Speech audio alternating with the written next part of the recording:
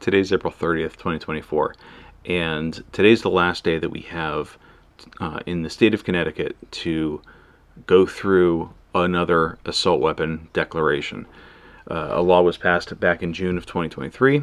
It was the third assault weapon ban that I can remember in the state of Connecticut that I've been here for. The first was previous to the 2013 ban, and that one was certain features on certain types of firearms were illegal. You couldn't have combinations of certain features. You guys can look that up, but it doesn't matter anymore because it's been replaced by a ban in 2013, and then was replaced again by a modification of that ban in 2023. And I wanted to take a look at just nationally big trends in firearms and crime. So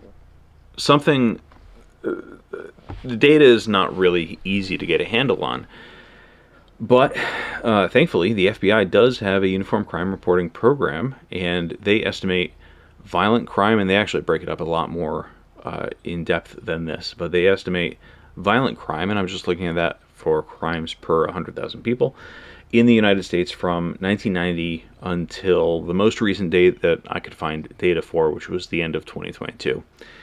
And you can see it's dropping pretty substantially from a high in 1991 down to 2022. It levels off a little bit maybe in 2013, maybe 2014, but again, we're still under that 400 violent crimes per 100,000 people from about 2010. We don't go above that level. And there's a pretty substantial drop. You can actually see when the Clinton era ban popped in, we were already starting a downward trend, and then the Clinton era ban lasted until 2004, so there was actually a leveling off period that started around 1999. And then that leveling off period or change in slope happened until about 2007, and then another big drop. So we're going kind of like stepping down a ladder here. It's very hard to pinpoint why this is happening, but it is. Take a step to the other side of the equation. When you look at NICS checks, anytime a firearm is transferred from an FFL, a federally licensed firearm dealer, to an individual, they run an instant background check.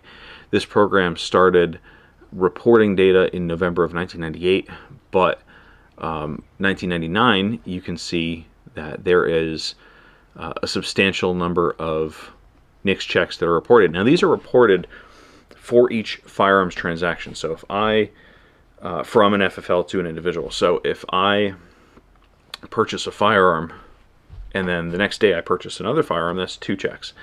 If I purchase a firearm, sell it back to the gun store, and then purchase another firearm, that's still 2 checks. And depending on what state you're in, you may or may not have to transfer, do a NICS check when it comes to transferring individual to individual. In Connecticut, New York, and a bunch of other states, you do, because you have to do that through an FFL, which mandates you go through that NICS check system. Nevertheless, you can see that firearms purchases from an FFL are increasing pretty substantially. So if you plot that out, that looks like this.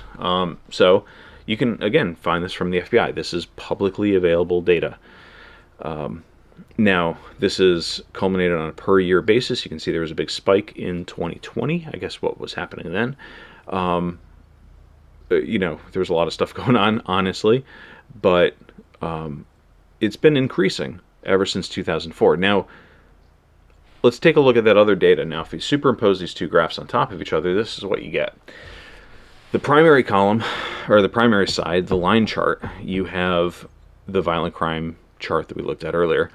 And then where we have NICS data, I've added that to the graph. So you can actually see that these are maybe not causational. There's not enough evidence to actually show causation, but maybe there's correlation. Nevertheless, if there is correlation, it's an inverse correlation. So the more guns you have, the less crime you have. I don't know if guns are the reason that crime's going down. I don't believe that's the case, actually. I believe there's enough other factors that you could not argue effectively to say that guns are the reason or the biggest reason that crime is going down. I think there's a number of things. But it's also pretty clear to see from this that guns are not necessarily significantly impacting crime. So what do we do from here? You can take a look at all this data. I'm going to leave links to everything that I'm using for this, but the biggest takeaway that you can find is there's a big rabbit hole here.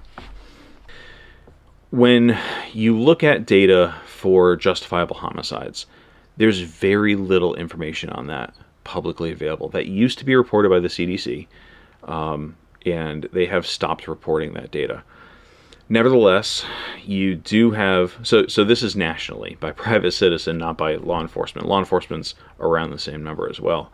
But nationally, you don't have a lot of justifiable homicides. So justifiable homicide, by definition, occurs in conjunction with other offenses. Therefore, a crime being committed when the justifiable homicide took place must be reported as a separate offense. Reporting agencies should take care to ensure that they do not classify killing as justifiable or excusable solely on the claims of self-defense or on the action of a coroner, prosecutor, grand jury, or court. So this essentially says that these statistics should be taken with a grain of salt. Nevertheless, you can still look at this and see that the significant portion, greater than half, of justifiable homicides as reported by this table come from the use of handguns. Rifles, the next vertically oriented strip right here, is a sliver. It's a little sliver. There's very few rifles that are used. However, they are increasing in popularity. There was a controversial study that I'm going to bring up. There's a lot of studies funded by a lot of people. A lot of organizations are reporting that firearms magazine checks or magazine bans and things like that and assault weapon bans decrease killing. Now, be very careful when you're reading these studies, because a lot of times they'll say they decrease mass shootings. Maybe. And I would actually say probably. However, mass shootings are a tiny percentage of homicides in the United States in general. So now we get into defensive use of guns. This one is a little more complicated because the CDC was reporting this data to some level up until the early 2020s, and then they stopped. Let's take a look at what we have. There was a study that came out in 2013 that was not well regarded by a lot of individuals in the government with a certain agenda, and they were upset about some of the data that came out in here, or some of the interpretation of the data that came out in here. So this study was ordered by the CDC and conducted by the National Academies Institute of Medicine and National Research Council. And what they looked at was kind of the metadata around the defensive use of firearms relative to violent crimes committed with firearms. And what they found was almost all national survey estimates indicate that defensive gun uses by victims are at least as common as offensive uses by criminals. They go into this in a little more detail, and I'll link the whole study down below.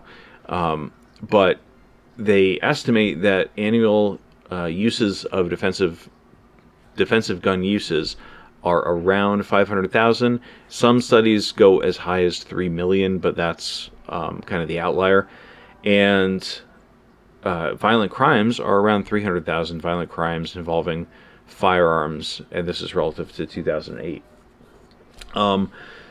Some studies on the very low end of the spectrum are 108,000 annual defensive uses of firearms based on some other surveys. This was one that was done in 1997, and these numbers do vary quite a bit. Back in 97, this would have been significantly lower than violent crime. However, still a lot of defensive gun uses, almost as many as violent crime. Obviously, there's a big range of numbers here. Not all defensive gun uses are reported. How do you report them? How do you quantify them? Is just the mere presence of a gun or someone seeing that there's a gun enough to dissuade a criminal? Do they have to pull the gun? What if the gun's pointing in their direction? What if it's pulled but not pointing in their direction, and so on? Or what if, like, a gun is fired but doesn't fatally wound the baddie? You know, these psychological stops. That said, the data is out there that there are legitimate cases of defensive firearm use. Anyway, we can look into that further. These are the sources. I'm going to leave links for these down below, but you can take a look at them at your leisure. There are many more in here. But yeah, go for it. Go ahead and take a look at this. There are studies that came out during the Clinton era assault weapon ban that lasted from 1994 to 2004 that stated that they were essentially not effective at doing anything other than removing those specific weapons from mass shootings. Like, they essentially said, yeah, we're still having violent crime. People are just using other weapons for these. So it's pretty clear to me, at least in my interpretation of the data, that gun ownership and violent crime are not necessarily related, and they may in fact be inversely correlational if they are related at all. So there we go. I'm not convinced that there's causation. There is a higher level of proof and experimentation and study that you need to do in order to determine actual causation.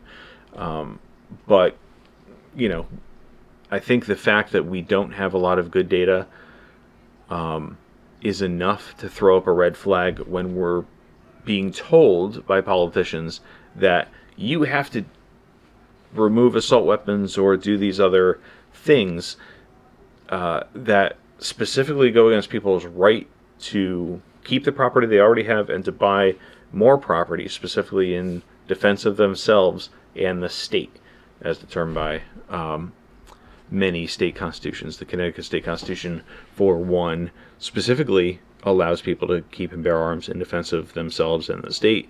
The Second Amendment of the U.S. Constitution says a similar thing, but every constitution, every state constitution has the wording a little different. Nevertheless, it is something that is legal, and it's something that's being very highly politicized.